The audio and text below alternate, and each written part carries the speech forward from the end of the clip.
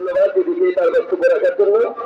এই পর্যায়ে আমরা আহ্বান জানাচ্ছি, আমাদের আর দুজন বক্তা আছে, তারপরেই আমরা একটা স্মারকলিপি আমাদের ভারপ্রাপ্ত উপজেলাধিকারী বিএনপির সম্মানিত সাধারণ সম্পাদক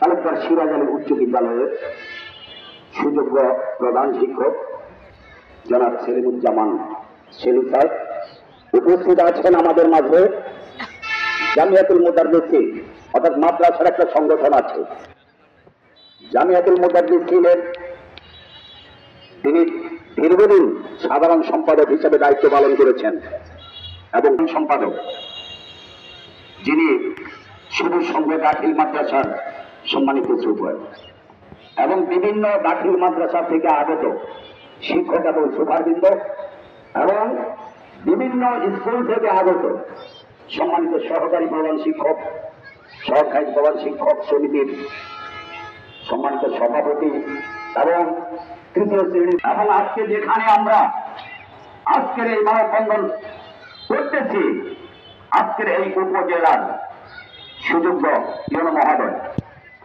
এবং আমাদের যারা এইটাই বুঝতে পারতেছি না, মাধ্যমিক শিক্ষা, মাদ্রাসা শিক্ষা সকল জায়গায় শুধু বৈষম্য আর বৈষম্য, স্কেলের প্রতি বৈষম্য। সে বৈষম্যটা আমি এখান থেকে শুরু করতে চাই। আজকে যারা এনটিআরসি এর এইভাবে একজন শিক্ষক হাই স্কুলে আসে, অথচ তার বেতন মাত্র 12,500 টাকা।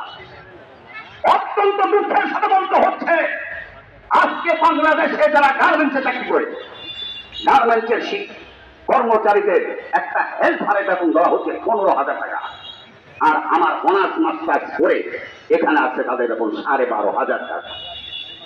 যদি হতো আরেকটা দেখেন, সরকারিতে যখন সাধারণ শিক্ষক, সরকারি শিক্ষক নিয়োগ করা হয়, তাদের প্রারম্ভিক বেতন হল 16,000 টাকা। আমরা আছি আজকে কত বড় বৈষম্যতা আমরা আছি, যখনই আমরা মুখ খুলতে চাই তখনই আমাদের উপরে চাপ।